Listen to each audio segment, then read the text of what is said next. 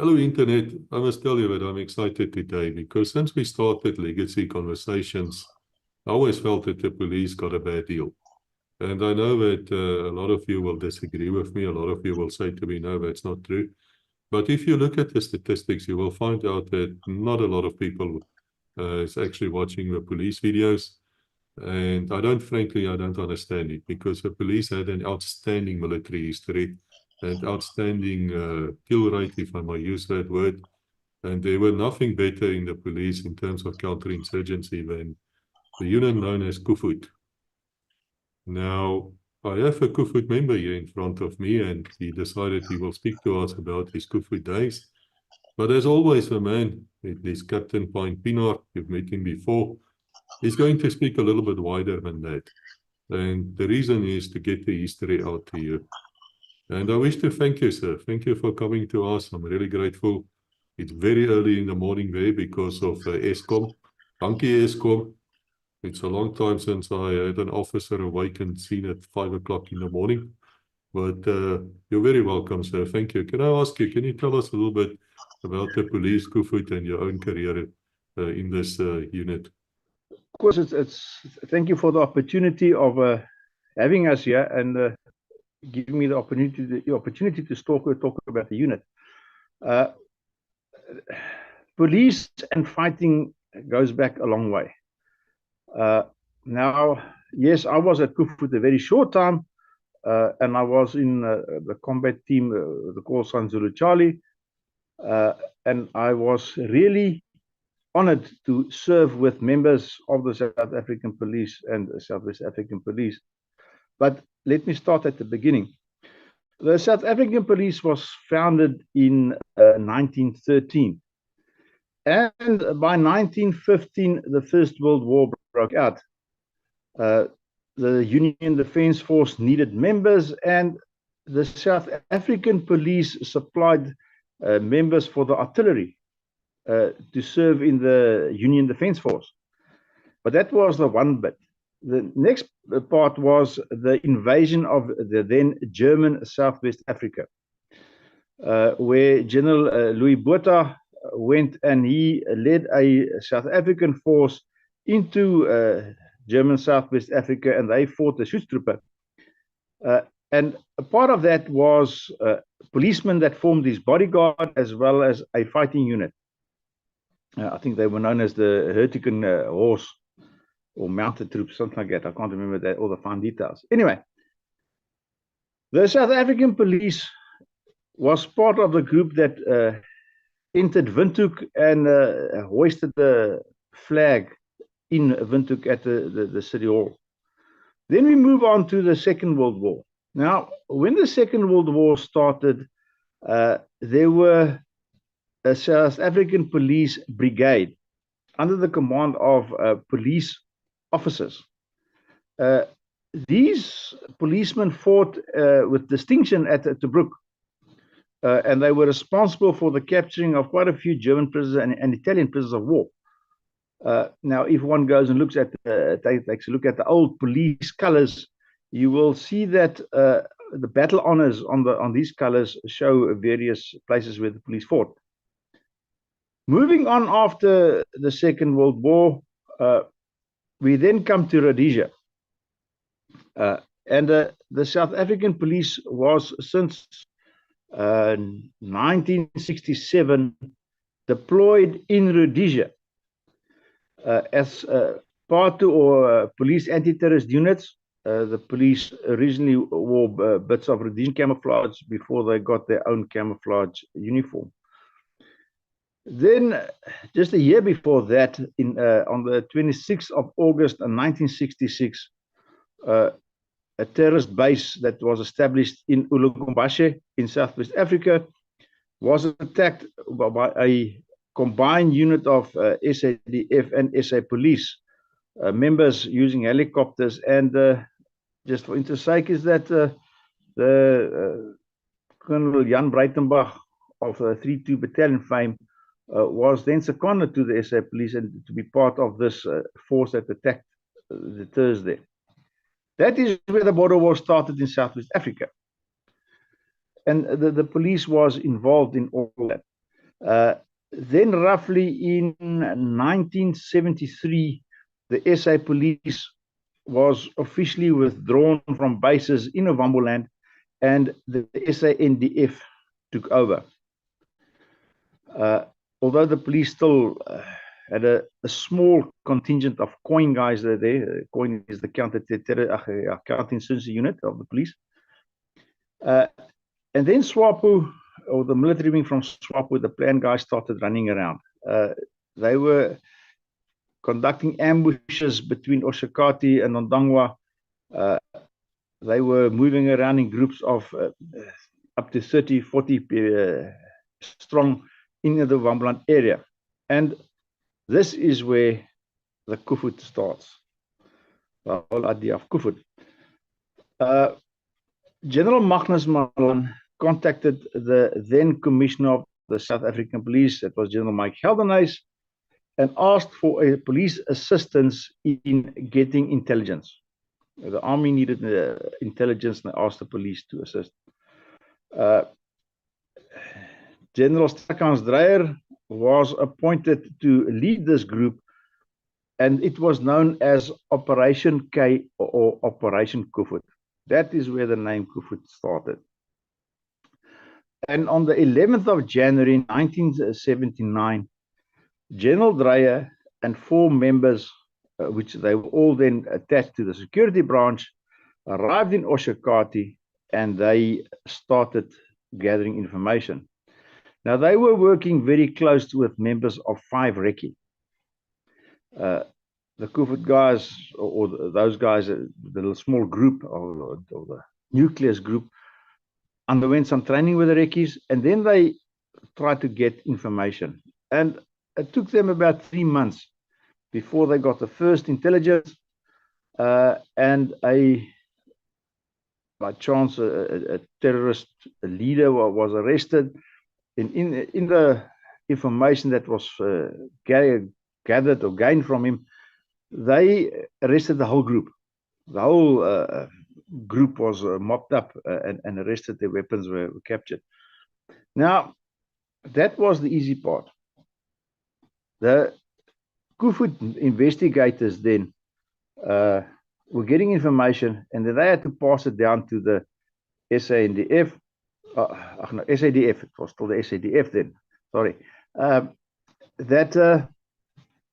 they would follow up on the information, or they had to follow up on the police information. But the chain of command was too long.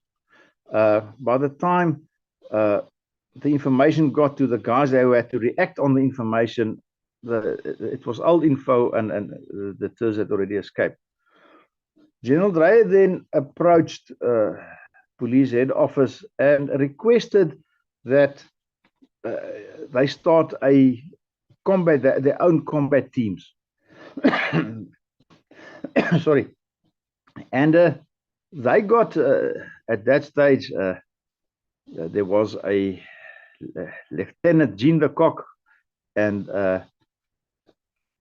Lieutenant Frans Conradi and Chris Els were guys that formed the first combat teams. Now, they didn't have vehicles, and they were using old hippos, old hippo armored vehicles, and then they were working with parabats that supplied buffalo vehicles to get the show on the road and to conduct the follow-ups. But they were very successful. Now, the reason why Koevoet was successful, and this is a big debate, and I'm not running anybody down, but there's a big difference between a policeman and an army soldier.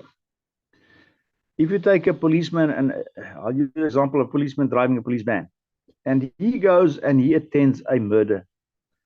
He will arrive on the scene, see that he has the corpse lying, he has the knife in the guy's back, and there is the suspect. If the suspect ran away, he'll get information on the suspect. But that policeman will go further.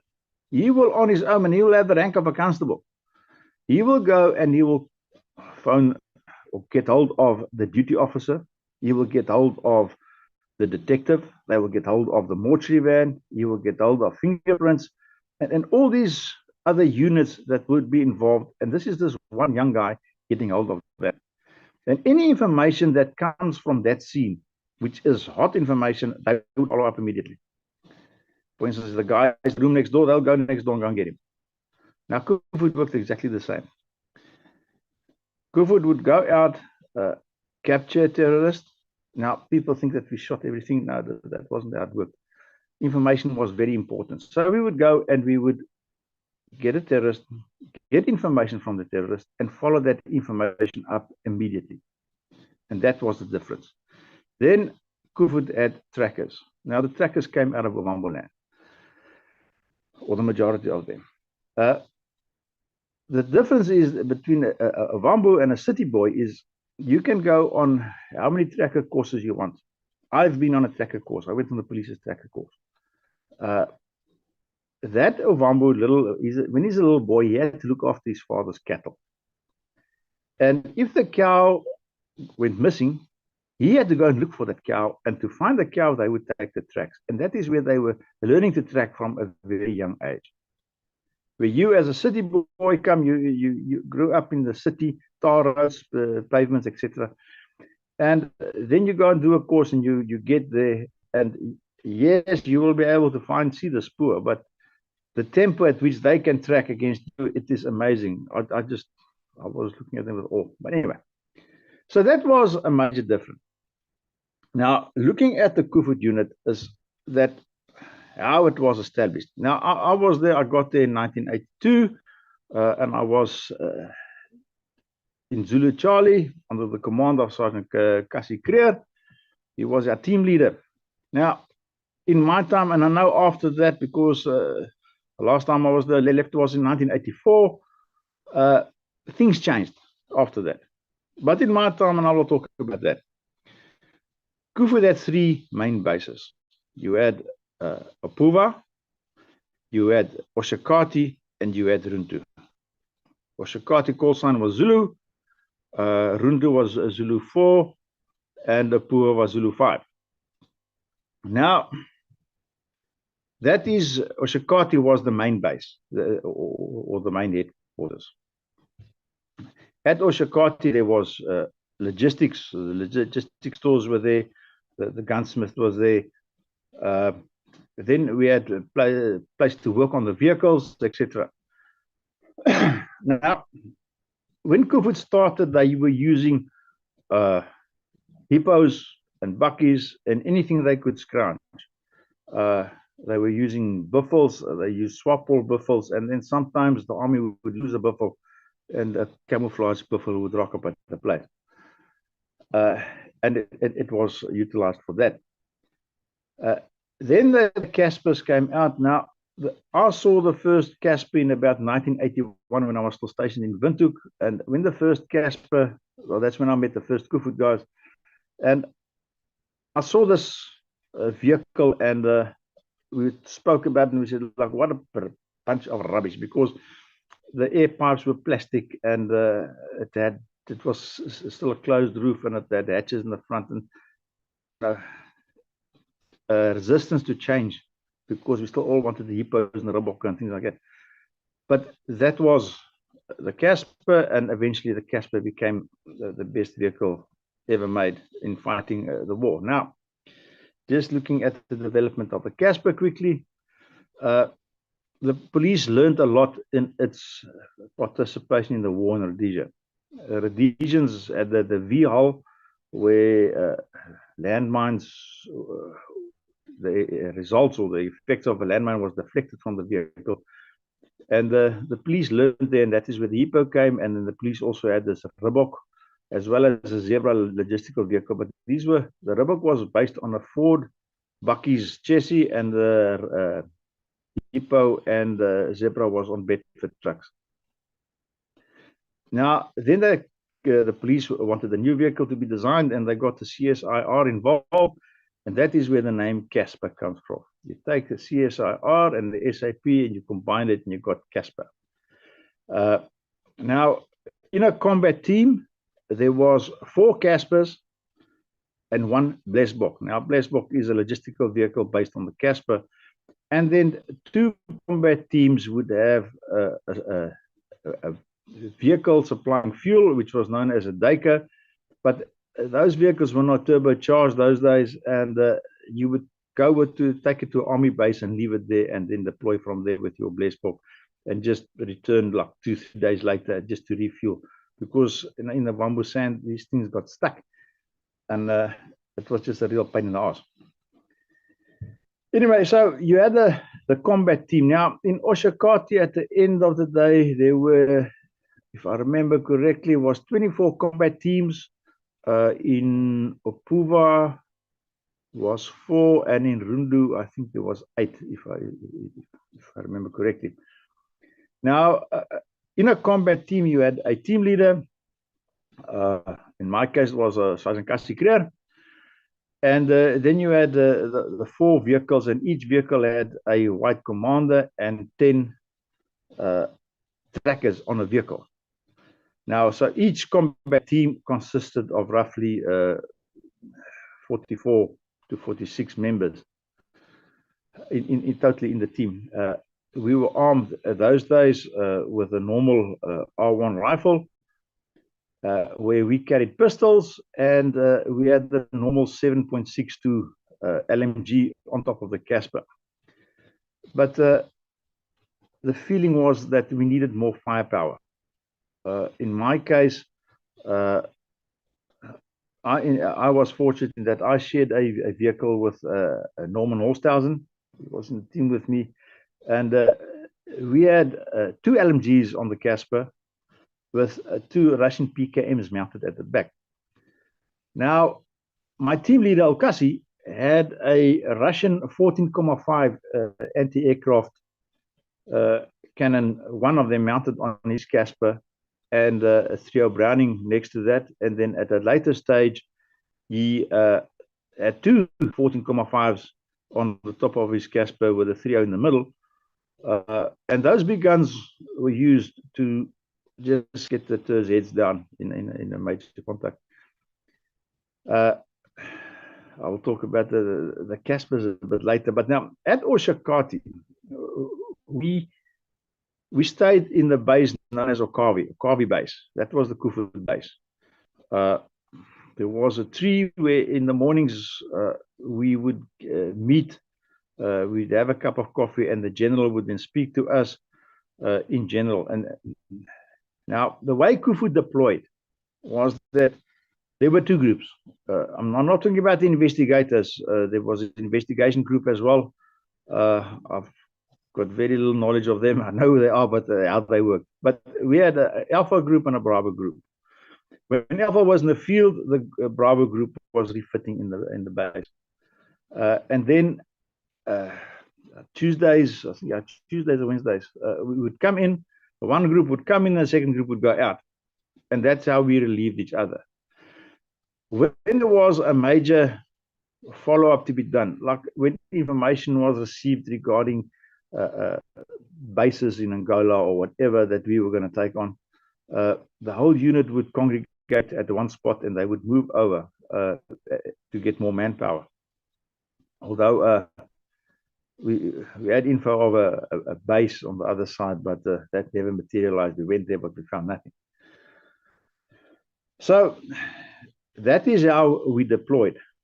But we stayed in I stayed in Oshakati, in the Zulu base, where some of the other Koevoet guys lived in town, an area known as Klein Angola. And one of the big things was that we could party all night long when we were in the base. And that gave the general gray hair, but that's another debate for another day. When I arrived at Koevoet, and I was dealt in at maybe I must first. I wanted to go to Koevoet, but I hadn't done the COIN course, or the police's counter-insurgency course, and that was a requirement. And to get there, I actually spoke to Major Taisru. He came to do an inspection when I was in Durban. And I asked him, when can I go on the course? And he said, it's not happening, because I was somewhat of a nomad. I just got from Windhoek to Durban, and now I'm off again. And then I said, no, the reason why you guys don't send me on course is because I think these instructors on this course is a bunch of weaklings. And I was on the next course. And did I suffer for that remark? They really gave me hell. And then I ended up at Oshakati, get to the general's office. He was a brigadier then. And said, okay, I'm off to Zulu Charlie. And Norman Osterhausen came and picked me up. And we went to Onguadiva, where we had what was known as the buddy base, where we were working, well, the team was working on the Caspers. And getting there, and Kasi Kreer was a team leader, and he was busy welding the mounting for his Russian 14,5 on top of his Casper. And I was there with my brand new camouflage uniform. And because I was the youngster in the group, I had to stand underneath and push the metal against the metal of the roof to get him to weld this. And he burnt my new camo shirt full of holes. I mean, now, if you remember those days, we were only issued with 2 camo shirts and 2 camo pants. So yeah, that was before I got some more clothing. So that was my introduction to the Koevoet unit. And while we were working there and talking and things like this, okay, well, you're here now, but it's not for him to decide whether I was going to be in the group or remain in the group. It was for the Ovambos. The trackers were going to decide whether I am going to make in the group. And if they did not accept me as a member of their group, I had to go and find myself another team or go back where I came from. And that was the attitude. And he also told me that I don't want you sitting on your ass in the Casper all day. So when we start with the follow-up, he likes to see one of us on the ground with the trackers. So I was young, bulletproof, and very fit those days. So it wasn't a problem me running on the spoor. Although I learned a lot from them, but at the speed they were doing, I was just there. In the beginning, I couldn't see nothing. They were just going. Anyway, so we, whether the week that we were in the base, we were 1 week in, 1 week out. The week we were in the base, we got up in the morning, had our morning coffee, like normal, and then we had to do maintenance on our equipment and vehicles. Now, your vehicle was everything. We refer to the cars as kara, our cars. So we had to service these vehicles. When we come from the veld, there was a lot of maintenance to be done, and we had to service them. And in the beginning, we went to Ondangwa, the police garage in Ondangwa. Later, it moved to Oshakati. But at Ondangwa, we would do the service, everything, and then a mechanic would just come and sign off. And that included everything from putting in a diff of a Casper that went over a landmine to replacing clutch and clutch plates, anything like that. So there was quite a lot of physical work fixing these vehicles. And then by the next deployment, your vehicle was ready to go because your vehicle was everything. Now, when we look at the armament, originally, like I said, it was 7.62 and some odd 14,5. And then the first turbos Caspers came, and when the first turbo Caspers came out, they also sent some fancy mountings, because in the past we used to make the mountings ourselves, or some of them, and that was rather good welding, and some things weren't actually very armor plated. It was rather soft steel that was used, but it looked nice. And then we were issued with 3.0 Brownings and 5.0 Brownings per team, and with the more factory manufactured mountings, things started developing much better, and the armament was better. Now, normally in the deployment, the trackers were issued with G3 rifles.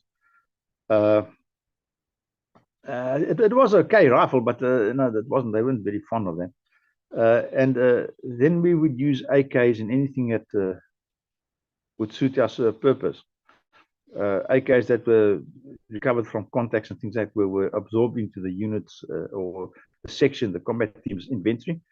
And they were kept in the store. Now, each team had, and I'm talking about Oshakati now, we had a storeroom in Oshakati where we kept our extra rat packs, ammunition, weapons, etc. So that was all there. So the armament improved, and normally the policemen, the white policemen, carried sidearms pistols, and that varied from what you were issued with, be it a Beretta or Walter P38, etc. So that was normally that you had on the vehicle. Now, for my deployment, when I went to the field, now you would get tired of rat packs because we cannot say that we never had enough food. There was more than enough food, but it was always the same. That was the problem, and you get hurtful for that.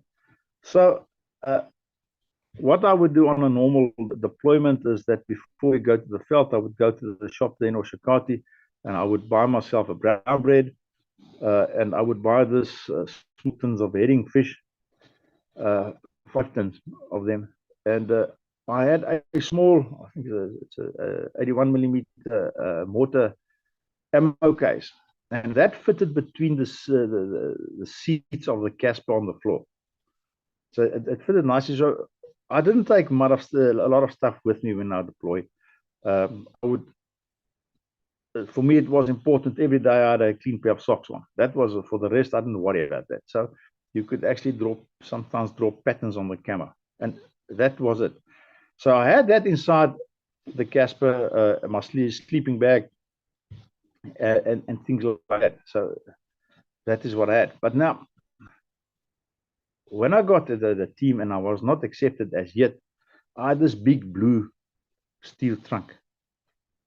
And so we deployed on our first deployment, and Cassie said, well, this guy must accept you, so I'm there. And there wasn't much like your stuff was just thrown around, things like that. So the first night we made a Tebia, the temporary base, I just saw this blue trommel come flying off the blessbook. It was mine. It fell into the sand, and I dragged it. And they didn't give a damn. And you had to make do. So then we got our food. Now, in the mornings, we got a rat pack. And in the evenings, we got these 3 tins. They always gave us 3 tins in the evening, this wet rations. But these tins had no labels on them. So, but now you started to know which tins are what or how they look. And to this day, I do not eat bully beef nor braised steak because they gave that, and I just don't like it. And the trackers worked that out. And then, because I didn't check, they just put the stuff down on my little trommel, and they started giving me these 3. They would give me 3 tins of braised steak or 3 tins of bully beef, while everybody else got anything else. But that's what I got. And then, at the end, I would just look for the first bamboo, and they would be waiting like a scrum off behind the scrum for me to throw the 3 tins at the first 3 bamboos, and they would smile because they were getting more food, and they liked that. But we would go and draw our rations on Godiva, and the food was enough. We got boxes of raw meat, and then sugar, potatoes, you name it, the boxes of milk. Now, a lot of stuff we just put in the store, we kept it in the reserve, because how are you on patrol? You don't have time to boil potatoes and things like that. We had no refrigeration facilities, so we would go out, and the first night there was a big braai, and the bamboos ate all the meat. Because you couldn't keep it. You got it in the morning, you got it frozen, in the evening it was defrosted. But I enjoyed this ultra milk, and I would have milk coffee in the morning and milk coffee in the evening because everybody else hated that, and I would have an endless supply of milk. Anyway, so that was the food side. What I wore out on patrol, now in the base, we had to wear police camo uniform. It started off with SA police camo, and then later we were issued with Swappel camo, and we were walking around the Swappel camo because it was nice, it looked different. But we wore it. But in the veld, that was a different story. You could wear what you wanted to. Now, the guys very seldom wore any rank insignia. So you would have a lieutenant like Frans Conradi. We were issued with a green T-shirt, known as the Howard green T-shirt, and he would be walking around with the green T-shirt, no rank insignia, and everybody addresses him as lieutenant. And you get to army base, and the army guys are like, you know, you're calling this lieutenant, but no, there's no rank insignia. So you know, are you bullshitting us or what? But I wore normally denim shorts. We were issued with this Israeli Scout tackies or boots. It was a soft canvas boot. I wore that denim shorts and a green T-shirt. And depending on my style or the flavor of the week, sometimes I would wear a little 3-2 battalion little cap. Otherwise, I would carry a Koevoet cap or something else. That is how I would. And then webbing-wise, I did not normally wear webbing. If you're running on the spoor, I always had 2 magazines taped together. That was it. I didn't need anything more than that. In the vehicle, be it behind the LMG, the LMG's box was modified. It would take about a belt of about 700 rounds. I know they say that you're not supposed to fire more than 300 through the battle, but 700 did fine. And then guys would like do all funny modifications. Now, the first Caspers that came were closed. They had the roofs on them, and they had escape hatches in front. But a lot of this was impractical. You had the Wambo heat and things like that. And then we were given carte blanche by General Dreyer to modify the Caspers as we pleased. And we would cut open these roofs with the angle grinder and just modify them. The original Casper came out with a flat bumper, and when you were bundu bashing, knocking trees over, it would bend. And then guys would go and they would weld a piece of railway line that they picked up somewhere onto the bumper. And small things that were later taken and designed and further developed and brought into the Casper as a permanent fixture. For argument's sake, these airlines for the brakes, they would always get ripped off. And then the guys would take the little chain that you use for erecting this army tents. There was a little chain on the cable. They would take that little chain and they would tie it to this air pipes, and that would prevent them from being ripped off. The first front diffs weren't protected, and the guys would weld all funny stuff in front of the diff because it would hit a tree stump and it would bend and damage the diff. Then taking in the bush when you were bundu bashing and things like that, you would have leaves and grass and stuff stuck onto the radiator because it sucked in the air. And then you had to clean it. Now, in the beginning, you had to pull out like a sieve, but you couldn't open it. And the Koevoet guys, when they took angle grinders and they cut it open, the front armored plating, and put a hinge on it so that it could swing open. And then to remove the air filter, it took a number 10 spanner. And I think there were 12 little nuts that you had to undo to get the air filter out. So if you had to service the vehicle, which we had to do ourselves, you have to undo all those little nuts, take out the air filter, put in the new one, and then you have to put them all back. And it was a pain in the backside. So that was small design changes that we made. And the guys that manufactured the Casper, the TFM guys, came and they came to Oshakati, had a look at these Caspers, and then the designs that we made or alterations that we made to the Casper they actually incorporated that into the later models of Casper because it was a practical stuff that was done. Now, because of the skills that we had, and you had to learn those skills quite fast, we couldn't, when we were busy with a follow-up and we had a breakdown, call in a mechanic. Yes, we had the mechanics and things like that, but the repairs were done in the field.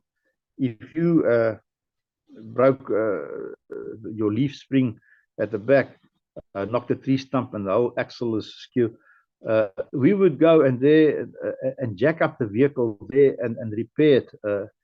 The guys had space. We had space on the Blesbok, quite a lot of space for Casper. All these small little things that would break. So that was the team as we deployed. Now, the follow-up. How do we do a follow-up? How did we do a follow-up? We would, as a team, we were 4 Caspers normally, depending on the terrain, drive side by side, and they would be anything from 50 meters, depending how dense the bushes. They can be up to 100 meters apart, abreast, sweeping an area, and we would stop at kraals where the local population is now. And we would speak to them if they see anything, and then the trackers would normally stop and they would get out and they would walk. Now, there were certain customs and traditions of the Wambo people, so you didn't just walk and rip stuff apart. And these Wambos knew the customs and traditions, so they knew how to speak to the headmen and things like that. And this is something that the people never understand, is that Koevoet, this brutal force, was actually working. That's where we got our info from the locals.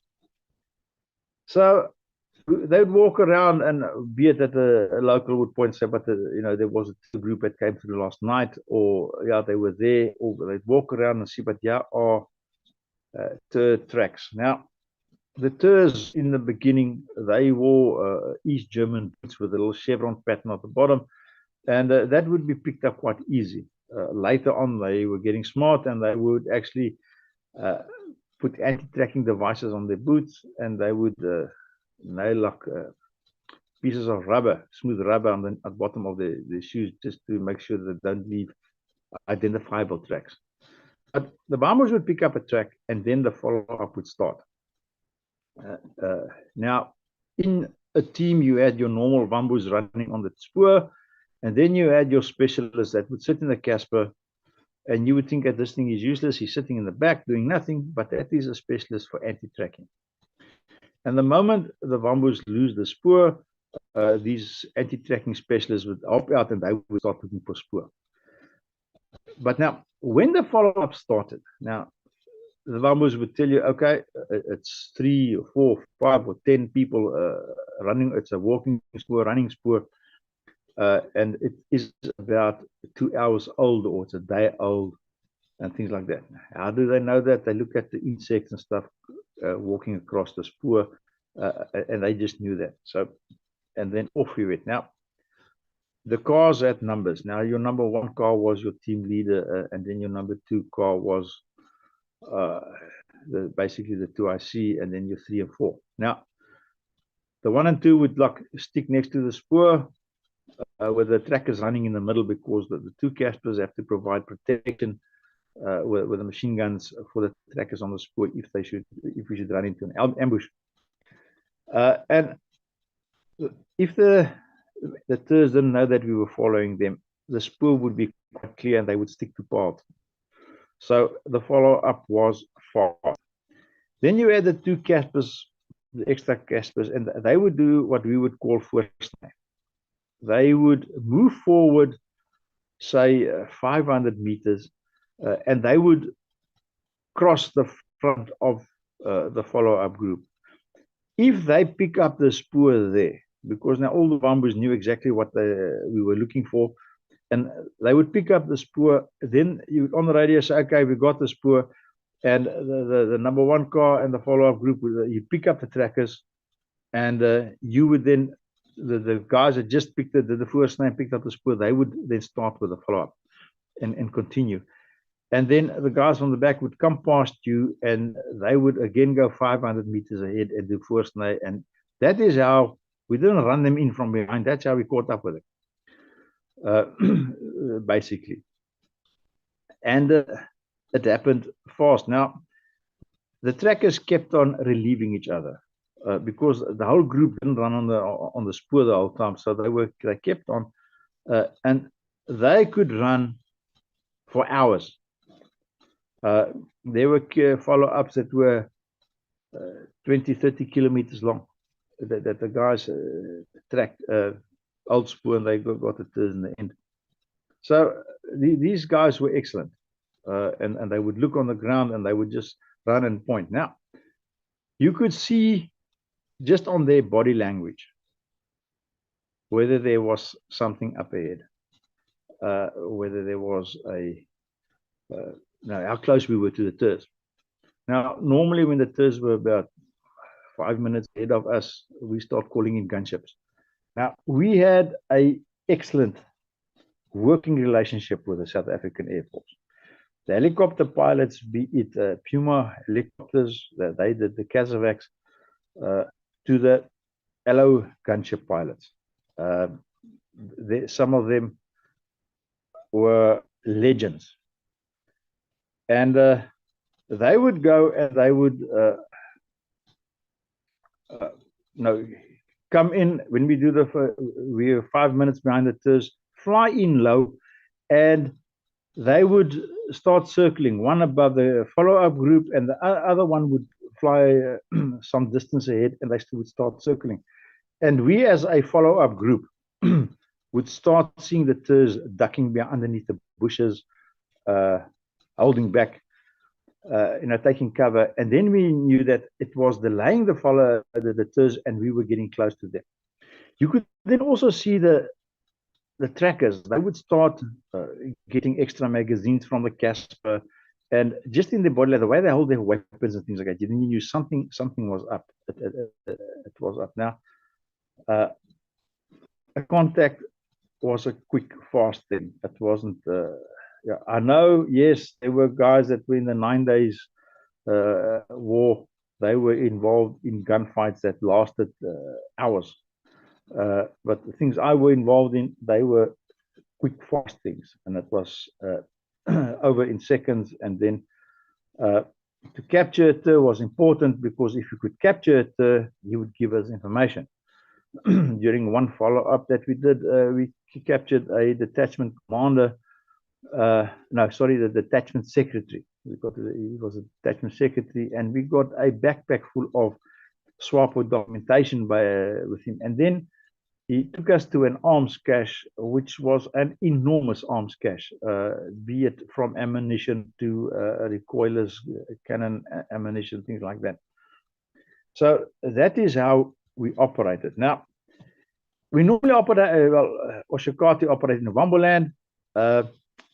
Then we were also involved, I was involved in 2 cross-border operations with the South African Defence Force. The 2 operations, one was Operation Katlachter and the other one was Operation Vlakvark, where we were deployed as stopper groups for the SADF that were attacking bases in Angola. So we were in Angola.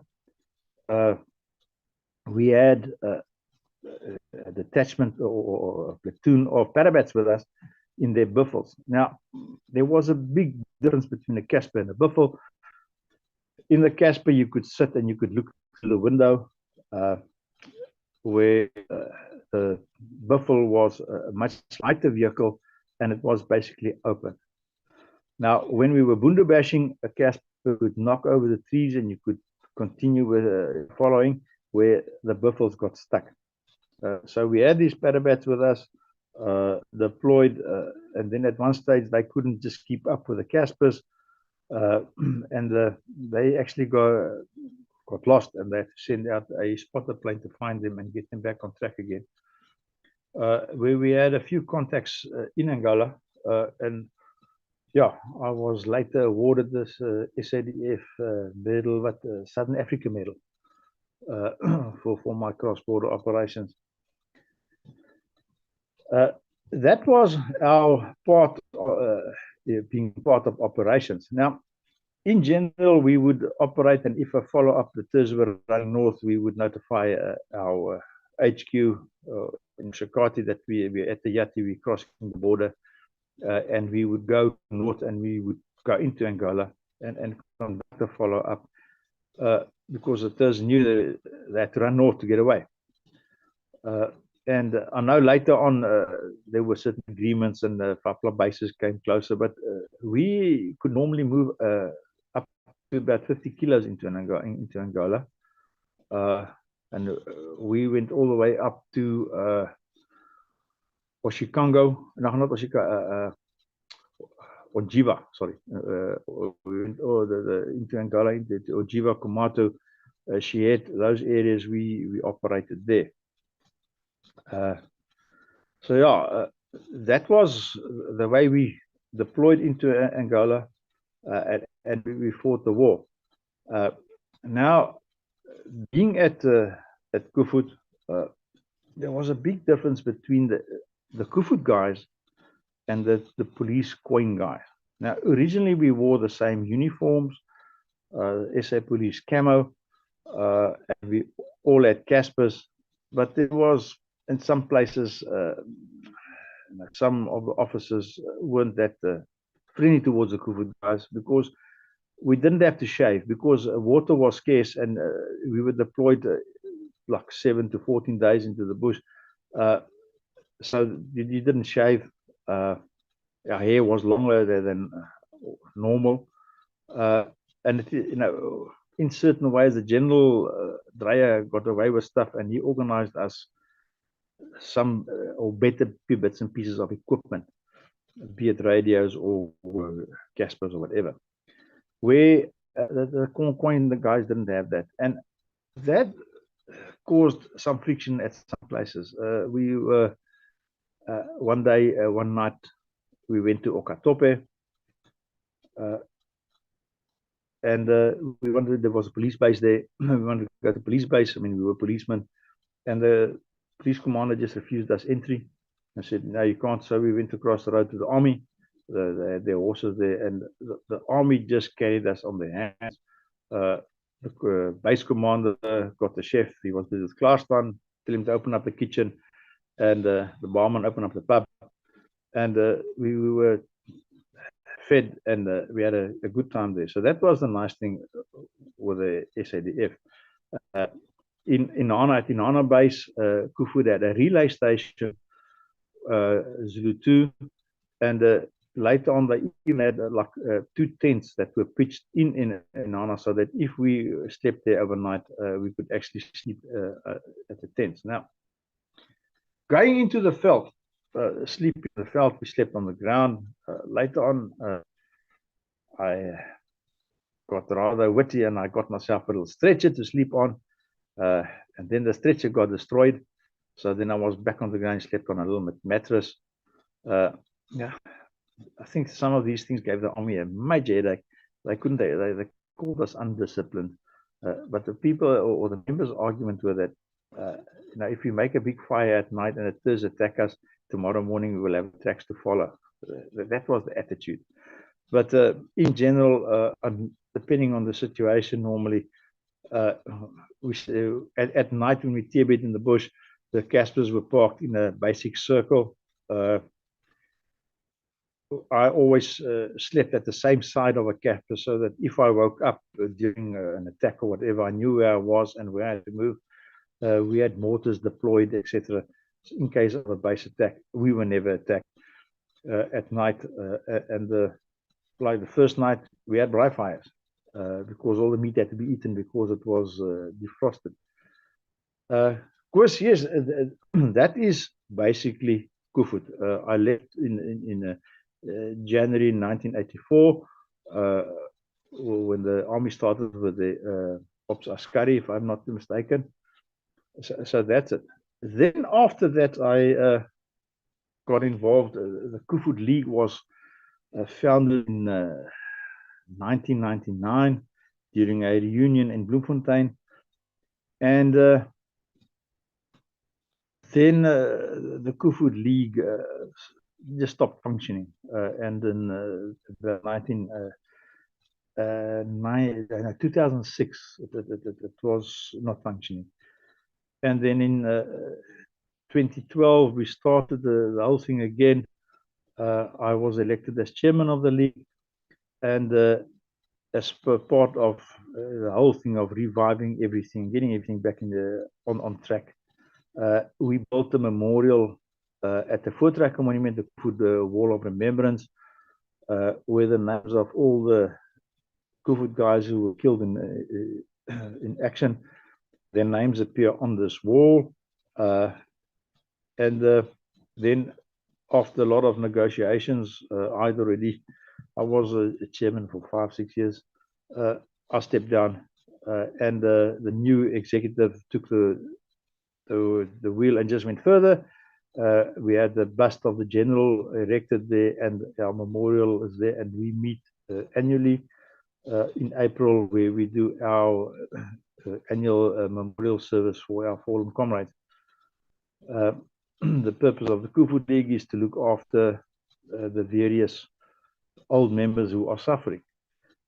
Now, one of my issues with this whole thing is that, and this affects not only the Koevoet but the point policemen as well, is that we are not recognized as military veterans, and therefore we do not share in any privileges or any assistance. Now, I'm not talking about me as a white policeman or ex-policeman, but I'm talking about our black trackers. They fought just as hard as we did, if not even better. And they are also suffering. They were wounded and things like that, and they were left. Nobody looks after them, and they got no medical aid. And they are suffering, and the same like the battalion, and everybody is just pulling up their shoulder, or I don't know, I can't help you, I can't assist you. And I'm not talking just about police in general. I'm talking about specific policemen that I spoke to, senior officers, guys that were brigadiers, and they told me, yeah, we'll look into this, and there is no assistance, and nothing coming from it. We went as far as approach, because if you look at the definition of a veteran in terms of the Military Veterans Act, we qualify to be treated as military veterans and get some privileges, but we don't. They know you are policemen, you were policemen up there, and I said, yeah, policemen doing what? Koevoet was a fighting unit. We were fighting. We weren't playing. Looking for criminals and things like that. Yes, those were criminals. That is how they were classified. But we weren't doing normal police work. Let me put it that way. So that is one of my gripes, where I attend wreath laying ceremonies, because I attend a lot of them. That is one of my things. I need to pay my respects to my fallen colleagues, and attend these functions, and there is not a word said about the SA police or what we did, be it First World War, Second World War, Rhodesia, or Wambuland, or RSA border. It's always SADF did this, that, and next thing.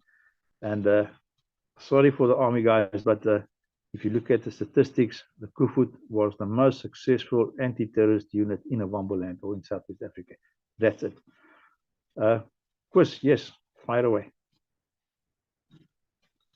I'm sitting here and making notes, and I'm really, really enjoying it. I just want to make 3 observations, if you don't mind, sir. Of course, in the police college, you are taught where the SAP came from in our time. And it turned out that I think all the officers of the first, when it was created, were all military officers. So the military type of thing was always in the police. It was in no way a civilian slapshot type of place in our days. It was always military. We were always saluting, inspections, the normal military stuff. Am I correct if I say that? course, yes. The SA police force was a paramilitary organization in the sense that we followed all the customs protocols and discipline of the military. It was exactly the same, although we had a few different ranks in the sense that we had constables and things like that. But when we look at training, and that is something, and let me take the whole thing. You went to the police college and you had a 6 months basic training. Right, so that was it. Now, in the basic training, you are taught musketry, compliments and saluting, and then to study law and things like that, because that is a big police thing. And then besides the self-defense and things like that you have to attend. Then you are finished as from the college. Then you go to your station. Now, then at one or other stage, they will send you on a vehicle driving course to Benoni, which means that you go to Benoni and get taught how to drive all the vehicles that the SA police use at that stage. I went on that course. It was from cars, vans, all the way up to hippos and things like that. We had to drive 4x4s. It was a very intensive course, a very good course. Then you have to go and you start specialized, for argument's sake. So you want to become a detective, or you want to become a dog handler, or whatever. You have to go on that course. So you go on the course, and that is another 3-month course. Then you still have to do the coin course, the counter-insurgency course. So you go on coin course, that is like another month course. Then after that, you go on the tracker course. I went on the tracker course, that is another month course. Then you go on another advanced course, and it is all part of just ending up at one unit. I did the urban terrorism course. It's like the reaction unit course that I did. So if you go and put all this training together, is that a policeman has training, I mean, for about you have 12 months training. Training non-stop. Then if you look at the coin training, the counter-insurgency training, we were taught how to fight as infantry. But what people don't understand is now a Koevoet team would go out. Now you're fighting as a mobilized, what was the fancy word I told you earlier? It was a highly mobile, defensive intelligence gathering combat team. That was the fancy name for Koevoet team. You did all that. Now you go, you call in a helicopter gunship. Now ambulance flat. There is no distinguished marking, so you have to navigate. Now my team leader would go and you would drive, and then he would call on the one guy and say, "Okay, you're taking over the navigation," because he expected you, I mean, and he was just a sergeant. He expected you to be on the ball. And then you, as whatever your rank is, sitting in, you have to navigate in this flat terrain with a compass, looking at the kilos that you travel with the vehicle, etc. And that is how you plotted yourself the whole time. Get new crawls and ask them who's there. Because if you were ambushed and you had Casevacs, you had to call in a gunship or a helicopter, and you had to bring them right on top of you. Now that was another thing, because you from the ground, you know, when we spoke to the gunships, it was like first name terms, and you call in the gunships, you know, and how they have to land and things like that. That was all done there. So you had to get some training on that, which showed that, you know, the large variety of courses that the guys did. Now, Koevoet guys also went on ops medic courses, where we went to the SADF medics at one military hospital, and the guys became ops medics. I think it's level 3. I never did that part. And the guys were ops medics, and they could like stitch you up if you got hurt in a ambush or whatever. So yeah, that was the part of the training, and you know, people always underestimate the training that the policemen received. Now, then there were other guys, other selection courses. So yeah, guys were well trained, very well motivated, and very well disciplined. What you must understand is that the Koevoet guys it was a different ballgame. The guys volunteered to be there. They wanted to be there. And that was their home. So they saw things totally different. I mean, his job was chasing tourists. That was it. Now, yeah, there was a lot of arguments about who's best and things like that. If you look at the police station, you have A shift, B shift, C shift, D shift, and they all have a competition seeing who can make the most arrests. And at Koevoet, it was exactly the same. Who was the most successful? That was a big thing. The other thing is, the kopgeld. People always, the bounty money, they call it whatever they want to call it. The Koevoet trackers were, I'm not getting into the politics of the nats and things like that.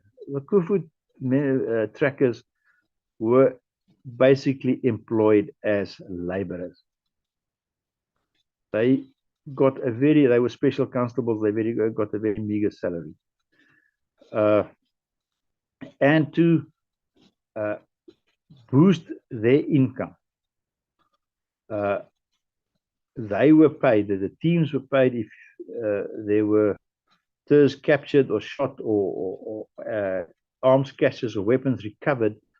That money, because there was a system where I mean, civilians also gave info, they would get the money and things like that. And that was it. And not that the white members shared in that, that was made for the teams now, or for the trackers. Now, how that worked, which if your team, I was Zulu Charlie, and Zulu Charlie did a follow-up, and we shot one tour. And let's say, for argument's sake, there was 1,000 rand paid out for that tour. That 1,000 rand was divided among each of the members of that team. Okay, so now there is 40 Wambus in the team, so that gets divided into 40. Now, if there was, let's for argument's sake, we were working with Zulu Delta.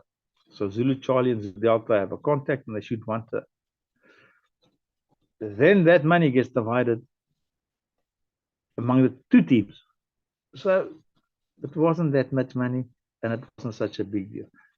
Just another thing where people normally whine about is the fact that we tied bodies to the Casper.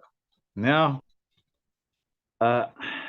there's a lot of stories. I was told that we would kill a tour, or we would execute a tour, or whatever. We would kill a person, right?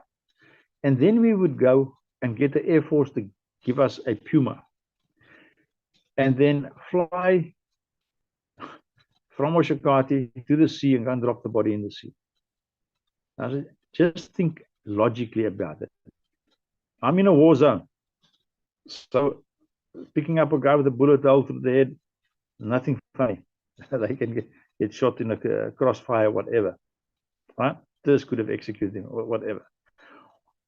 How will I get the Air Force to fly me from Oshakati all the way to the sea, which is how many 100 kilos away? They'll have to refuel along the way, drop a body in the sea, and then come all the way back. I mean, it's just not logical. Now, the body's on the sides of the Casper. The terrorism was a crime, and the police investigated the crime. So what was needed, where possible, the bodies were collected, and they were taken to the nearest army base, where they were fingerprinted, and they were photographed, and the intelligence guys and investigation guys would go, and they would compile a file knowing that which detachment or which SWAP or unit or plan unit is part of this infiltration, how many members it was strong, and how many have we captured or shot, etc. So that is why the bodies were taken to the bases. But now, you must remember, we got a logistical supply vehicle. Our food is on the back of that vehicle. So we cannot put the bodies on top of our food. I mean, it is not hygienic. Right, that's the first one. So therefore, we didn't transport the bodies with a blessed box. The Casper is confined inside with basically, if the guys are sitting inside the Casper, the knees, your knees are basically interlocking. So you cannot walk from the front to the back of the Casper without stepping on something. Now you must remember, you got all the equipment inside. You got ammunition extra, because we carried quite a lot of ammunition. Ammunition, guns, mortars, RPG-7s, whatever. We had it inside the Casper. So where do you put the body? Now I must transport the body. I shot two, three tours. Where do you put it? The best place is just time on the spare wheel, because the spare wheel or the mudguard, the way the Casper was built is that these are like little platforms sticking out, and you can just put the body there, and we transported the bodies there.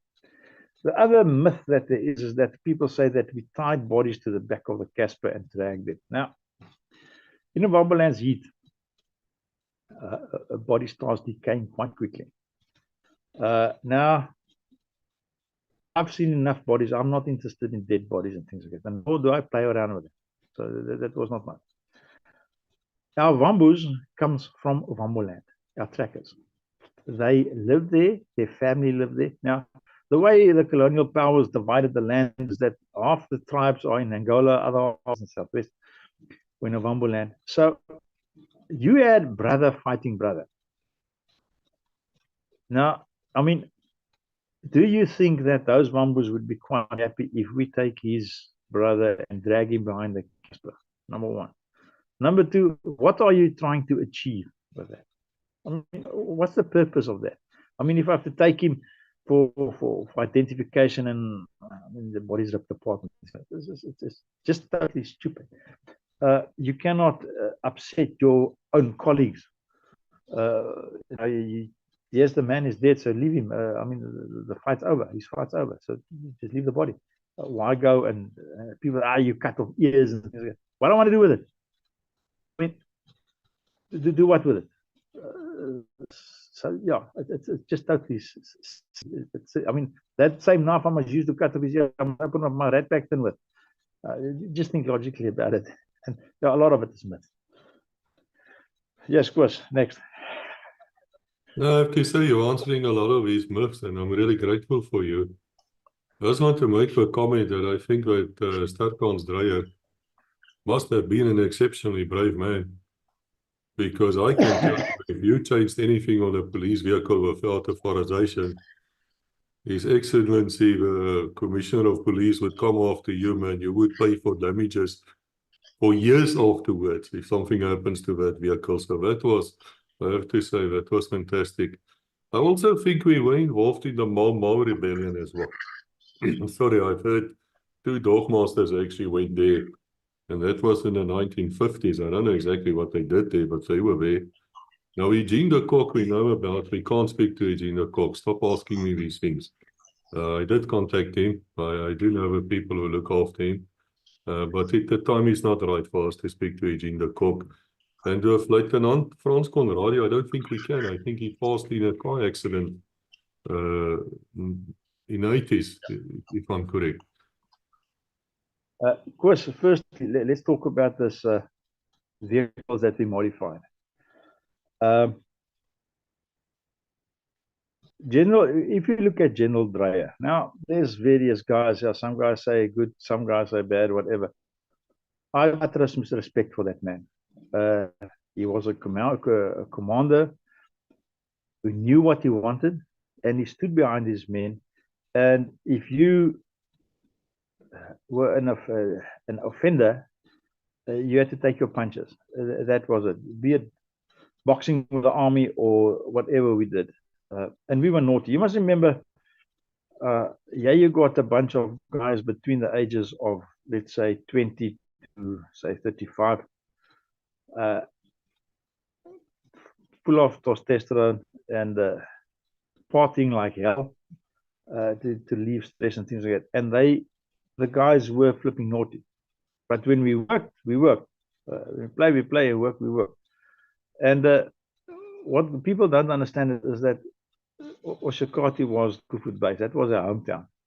And then you get guys coming there, and normally you'd have guys guarding Oshakati, and a new bunch would rock up, and they would try and get cocky, and then it wouldn't be longer than a few of them would get a few slaps on the ear, and the boxing was on, and then we read the riot act by the general, and when he would take action and he would send people away and things like that. So a great leader, according to me, he stood behind his men. Okay, that is the one thing. Now, getting to these Caspers that we modified, it was an open secret that as a police, I mean, the police didn't have all the equipment. I mean, we didn't have enough body gear bags. We didn't have gloves and for bodies. I mean, AIDS wasn't even thought about. I mean, so you picked up and just did your own thing there, and there was nothing given.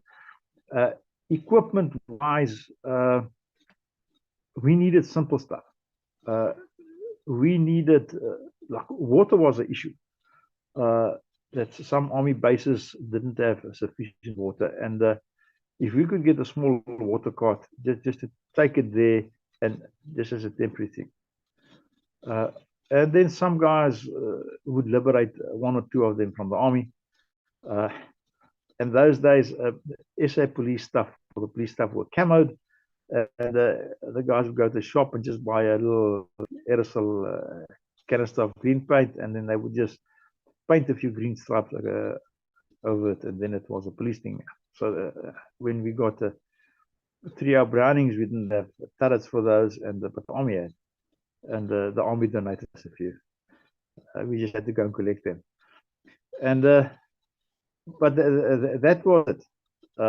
So yeah, you didn't leave anything lying around, because Koevoet could find a way to use and deploy it. Frans Conradie, he died in 1983, if I'm not mistaken. Yeah, in a vehicle accident. He was a legend. He was a policeman that went over to the recce's, and then from the recce's, he was a recce operator, and then he came to Koevoet. He was different. Frans had his Caspers looked different. He had black spots on the side of his Casper. The police Caspers were green and brown, and he had black on it as well. Then he had a 20mm Spano cannon that he scored from the army. It came from a vampire that he had on top of his Casper. And he had a little chair welded, like a bar stool welded onto the floor of the Casper. He could sit high behind his gun. And then he had, some guys heard about it, he had this little PA system speaker on the front of his Casper, and during a follow-up, if it was close enough, he would start playing Queen's Northern Whites. And that is what he did. Now, he was a different guy, very nice guy, and yeah, he had an issue with the TERS, and he went out of his way to get them. And I was told by guys that he went so far. Now, we were restricted how far we could go into Angola, and he would go. Now, the maps we used were photographs, photographic maps that we used, and he would go into Angola, and past the spot or the point that we would go, past our border, he would go in deeper, and chased, and the plan was writing little messages on the sand for him, and he was fuming, and he was off them. And then he got to a ditch, a river or ditch, and he couldn't get through it. He couldn't find a spot to cross, and he had to turn back. And he was very, very annoyed about that. But yeah, that was it. Now, there were legends at Koevoet. I mean, if you look at all over the whole time span, I mean, Koevoet only existed for 10 years. And some guys were there for many years. I was there just a little while. So yeah, I was like a little speck in what other guys were. And then later on, the guys went through heavy fighting, especially at the end of the war, where guys did funny stuff. I say funny stuff. I mean, guys who had the contacts chasing on foot in Kokoland, major contacts, guys, you think, I mean, the 1st of April, when they picked up the spoor, they thought it was, some guys thought it was an April Fool joke. And because in terms of resolution, the resolution 435, the guys had to remove all their heavy weapons off the Caspers. So these were on the Blesbokke. And guys drove into ambushes and they had to fight their way out. And there were restrictions in place. There was no gunships, no nothing. And the guys were bleeding.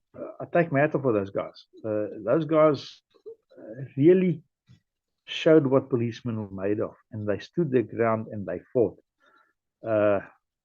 I've heard a lot of commentators say, yes, it was the first time you guys fought. And I said, but you weren't there. Come and talk nonsense to me. But anyway, that is where those guys, especially the last 9 days. But before, I mean, at one stage, the record was for an ambush, and it was Frans Conradi, and he was a Zulu Fox. Fox was his combat team. They drove into an ambush, and I think the record was, I think they shot 34 birds in that ambush. Now, if you think of a small group driving into a ambush, that is something different. I mean, you not prepared, or yeah, you might be prepared in some way, but I mean, it's a sudden thing, and if they can take you out with a Heatstrom or RPG-7 and they knock out the Caspers, then you're in deep trouble. So yeah, that was the record. Now, just something else I just is that people never understood how this thing worked. Now, when we made contact with the enemy, we would, like Koevoet, we spoke Afrikaans. Even in the English class, we spoke Afrikaans. So, and we would maul. So you would go through the ambush, turn around and come back, and turn around and go back. So sometimes people got driven over from the enemy, and things like that. And that is how we handled ambushes. And a lot of people shook their heads and they said it was controlled chaos. But yeah, that is it. And then it was it. For me personally, my biggest thing was when I was behind the guns, all I wanted, because my biggest worry was the RPG-7 heat. So I was always looking for where these guys, if a guy was going to pop out behind the tree with Heatstrom or RPG-7, if I could be quick enough to get him before he gets us with that, because the Heatstrom and the RPG-7 were the biggest danger that we had, because they could shoot through Caspers. And the TERS knew that, and they would aim for the gunner, which was normally the car commander, and the driver. Those were the guys they were aiming for.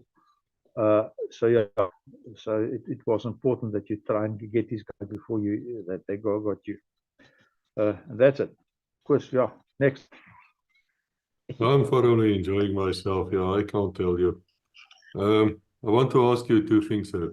Did you ever carry chopper fuel with you for those conscripts that they could emergency refuel in the field?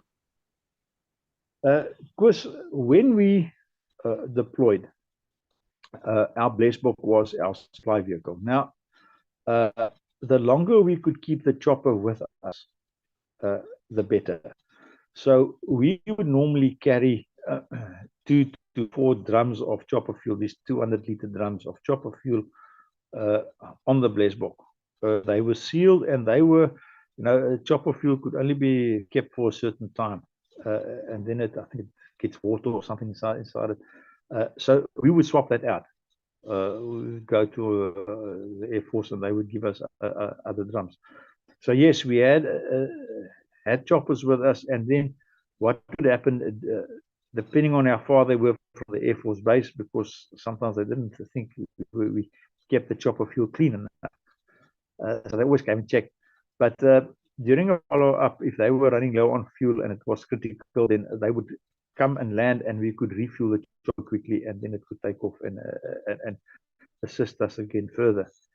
I think a 200-liter drum would give it about an hour in the air. It's about an hour. So we had extra chopper fuel, and then, like I say, we also carried enough spare parts for small things that would break. We had it that we were busy with a follow-up, and the vehicle's wheels struck a tree stump, and the linkage on the steering mechanism broke. I mean, it's a small little part, but that stuffed up the whole follow-up because that vehicle was out of action. And then to get the part, just in that instance, they actually flew the part out with a helicopter and actually dropped it so that we could repair the vehicle in the field. And that was just a small little part for the steering mechanism. So yeah, we had fuel for the choppers. Now, may I ask you, what's the record for changing a Casper tire? Because we got shot out. How quick can you do that? Of course, you should rather ask how quick it is to change the center pin of a back leaf spring, because with the adrenaline. Now, okay, there's two things. One is that everybody wants to be in the action, right? So you'll be in the action. And to be in the action, your Casper must be moving. Otherwise, because the follow-up and these things happen quick, if you stop for anything during a follow-up, you're going to lose out. Be it a problem with the fuel pump. We had that once. The fuel pump didn't want to work like, and we lost out on that. So we were behind. Leaves, the leaves coming up the radiator and the Casper overheating. So then you have to stop. And I mean, you do not know what's around you. I mean, you might be in the death zone of ambush. So these things happen quickly. Now, these stumps would puncture the tires. They were sharp things, and they would cut the tires. And then that would be a total team effort, because normally it would be the driver's fault. The guy driving the Casper, he would get the blame for it. And then everybody would jump out, get the spare wheel off, jack up the vehicle. Now, because it was sand, you had to put wooden blocks down before you could jack up the vehicle. Get the nuts undone, one off, the other one up, and then hoist up the spare wheel back to us. So now the new Caspers came with the spare wheel mountings at the back, by the back wheels. The older ones were on the side, so the side was a bit easier. But yeah, then so that could be done within like under 10 minutes. The guys would have that whole thing changed out back, and you would be back busy with your follow-up, because then you had to catch up. And that was an issue, because then at night, when we tearbeard, now that wasn't a quiet thing. When we tearbeard,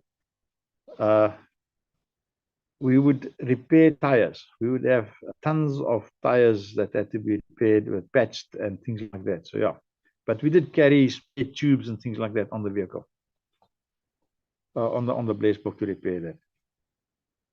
So yeah. No, this is amazing, because I've heard some stories about that, and also, if you can just confirm to me this following ones, that they say that the Koevoet guys would get the contact, and of course the main guns on top of the roof are opening up. The guys are opening up at the back, and the commander is actually kicking at the driver, because he can't hear you. There's no way they can shout loud enough to kick him on the left shoulder, to turn left, or kick him on the right.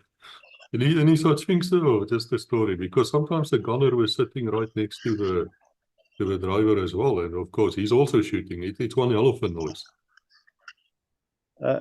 In your later Caspers, you had on the passenger side there was a 3.0 Browning through the windscreen, and then you had the normal gun on top of the roof, which was either 5.0 and a 3.0 combination, or two 3.0s. So yeah, in the noise, and that was a fact, because your driver was always the driver, because he was a guy that could remain calm, because I mean, you've got guys shooting at you and you have to follow instructions, and he's one of the guys who can't shoot. He's driving the vehicle, so he can see somebody, but he can only drive the vehicle. So there was a good relationship between the driver and the car commander. Now, the car commander normally manned the gun on the top. Also had the radio headphone. Now, those days we had this headphone on your ears, and then like with the mouthpiece for the PTT on your chest. So this is what you use. And then, yes, by tapping the guy with your foot on the left shoulder, right shoulder, would get the guy to turn left or right, depending on, I mean, each vehicle was different. Because you must remember, you're sitting higher or you're standing higher than the guy sitting and driving. So, yeah, his hatch is normally closed because when you're shooting certain machine guns, the LMG or whatever, the empty cartridge cases would be streaming down and they would fall down the hatch. We all know a hot cartridge case can burn the living daylights out of you. So you don't want that either. So, yes, guys used various ways of communicating, and there was usually the car commander and the driver usually understood each other. Let me put it that way. Yeah, I meant a friendly kick, so I didn't mean a nasty one unless necessary. But one of the things which the army people always complain to me about is they say the Koevoet steal their spoors. They stole their spoors. They would radio it in some way, and Koevoet somehow got hold of this. They intercepted the radios of army, and then the next moment you just see these Casper groups coming past, and then they enter fight. True. Well, each sport has injuries. The big thing was the guys, the eagerness of doing a follow-up. So, yeah. Now, let's look at, once again, the practicality of certain things. You would have army troops doing a follow-up where they are on foot. You are not going to run them in from behind. Okay, it's not going to happen. So, yeah.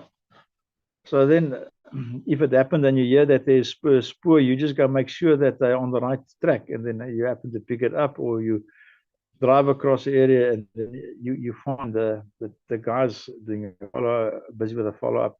Now, this is not, a lot of this is not intentional.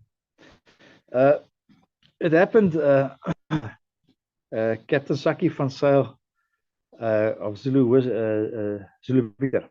Zulu Vic they were busy with the follow-up. And we could see, now we were in Angola, we were busy with operation there. And we had a breakdown. And there was a HAG helicopter aanvangsgebied, the forward base for the army's helicopters. They were refueling there about 5-6 km from us. So the Air Force flew the part that we needed into there, and we took the Casper. We were 6 guys in the Casper, and driving along towards the HAG to go and get the part, pick up the part to fix the Casper. And as we were going there, we still came across Koos Meisnamer. He was later killed. Came across Koos and his Casper, and it was like the buddies meeting each other after 20 years. So we greeted each other and had a chat. And then they said, yes, no, they're busy chasing, busy with the follow-up. And we could see the gunship some distance away. And then we said, okay, well, we're on our way to go and pick up spares, so we'll see you later. And off we went. And it wasn't 5 minutes later. I was sitting on the passenger seat in the Casper. Now, in that Casper, we had 2 LMGs, one on the passenger side and one on the top. And I was sitting there with my feet against the driver's seat, and we're just talking crap on the way to go and pick up the part. And then someone just shouted TERS. And the TERS ran. We were driving down a road, and the TERS ran across the road. We saw them. And then we hit the contact.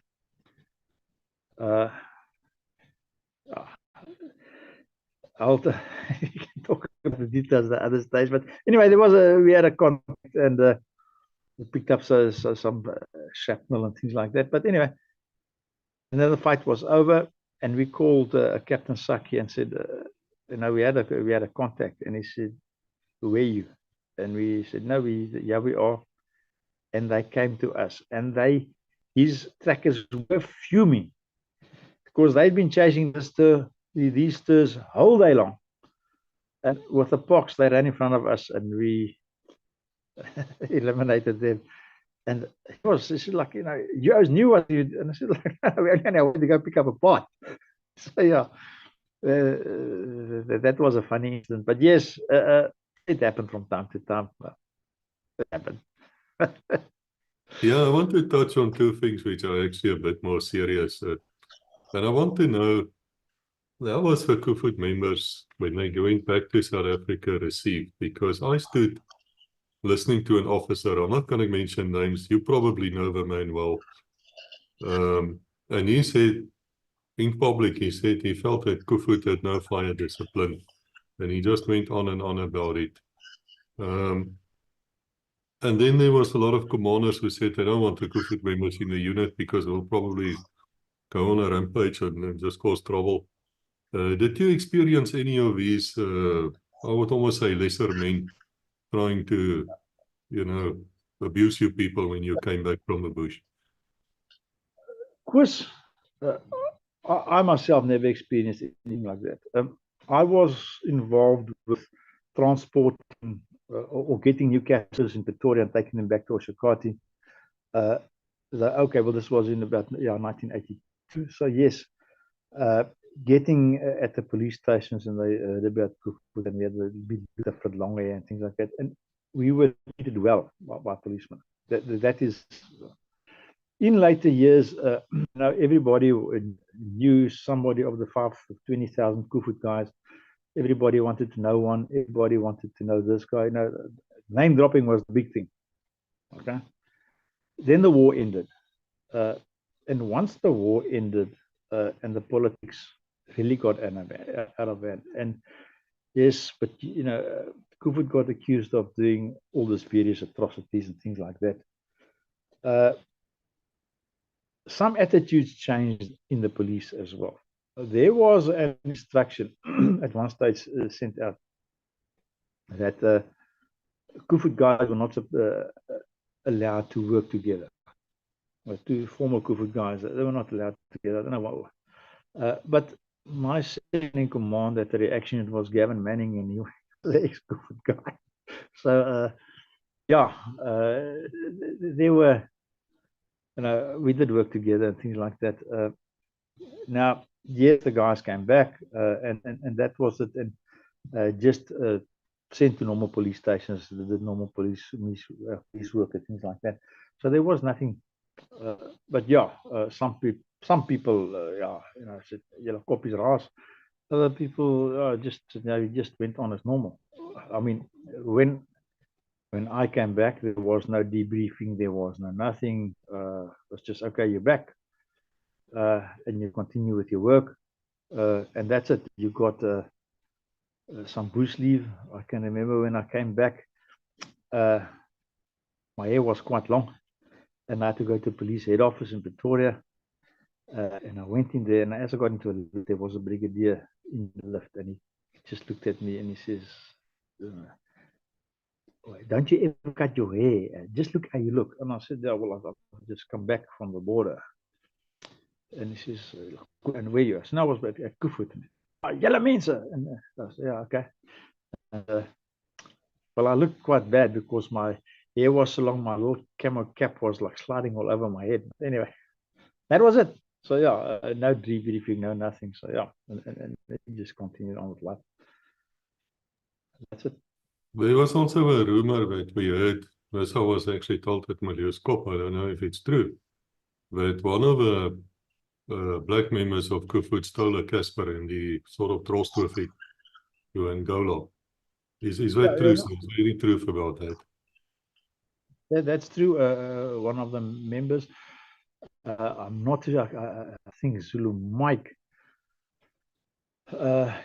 Casper. I think I'm not too sure about the call sign, but yes, the member took a Casper, him and his family, and they went over the border and they went to Anjiva and that I think that Casper is standing in a museum in Luanda. Look, that happened. I mean, but that was a once-off incident. If what people don't understand is that besides the bamboos, sometimes you would capture it and the tur would be turned and he would change sides. And then he would fight with you, and at the end of the day, he would become a member of the unit. That happened, and I mean the information that you get from such a person is priceless. It's current information, and he knows who he was with him and things like that. And yes, it worked. Yeah, there were others that the Turs were detained and they were kept, and then after some time they were working, doing gardening, working, cleaning and things like that. So yeah, but yeah, the vehicle was stolen. Yeah. Now we've been speaking, and this is really, really good for me, but I have to ask you, if somebody feels that they can afford to assist the members was in dire straits, because they were just disbanded. It's the same story as Free to, even worse actually, because they were not brought back. They were left in Novambuland. Am I correct, sir? They were left there on their own. And of course, there's going to be huge problems with that afterwards. And I know that the Koevoet Bond, I suppose that's the Afrikaans word for league, Koevoet League, Koevoet Bond, does have like evenings where people like yourself speak and things like that. Can you tell us more about that? So we want to get involved and to help. What do we do? Koevoet League has got an executive. The way the Koevoet League is set up at the moment is that you have a national committee, and then you have regions. I'm in the Western Cape region, where you have each region has its chairman, and then you've got the national committee. Now, we have certain projects where there is at Vingerkraal, which is a piece of land at the old warm bars. I think they call it Bella Bella or something like that. There are quite a bunch of Koevoet, ex-Koevoet guys, the black men living there with their families. And we have got projects where we assist them. Some of the kids were burnt in a veld fire, and they get assisted. But you know, assistance is a difficult thing because you know it's always, it costs money. So yeah, we assist them with donations and things like that. But from a league side, I'm no longer on the executive, but the guys are doing a great job. Bessie Wessels is the chairman at the moment, and they are still keeping the candle burning and trying to help as far as they can where people need assistance. So yes, if anybody wants to make contact with the league, I can assist them in making contact with the secretary and the chairman of the league. Yes, and this doesn't just need to be money. This can be also if you have extra bedding or furniture or whatever you have, or even skills. If you're a doctor or something, come and help. Yes, the guys need anything. I mean, it's everything. What people don't understand is that you have, for argument's sake, an old tracker that hit a bomb Z, and he's full of shrapnel. His bones are broken and things like that. So, you know, when we are 20, we are bulletproof and things like that. Now you're getting old, and they got health issues, and you know, we need wheelchairs and need walkers and things like that. Everybody's got a lot to say, but I mean, we're a bunch of old toppies now.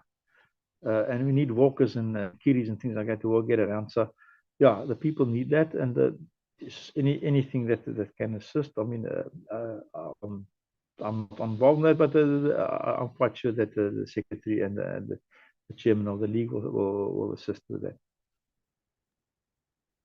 Okay, gentlemen, all of you listening here, I'm asking you, please let us see if we can help these people as well. And we've been talking for almost 2 hours, and I have to let you go now to start the day.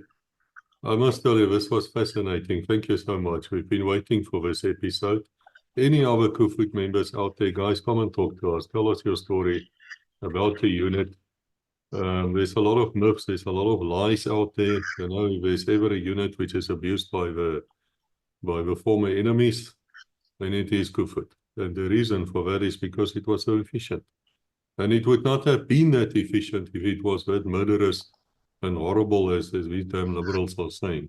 It just makes no sense. This was a good, solid unit operating on intelligence and driven. And of course, as a police unit, so I'm proud of it. So let me say to all of you, like we do at Legacy, until we meet again, God bless. Thank you, Chris.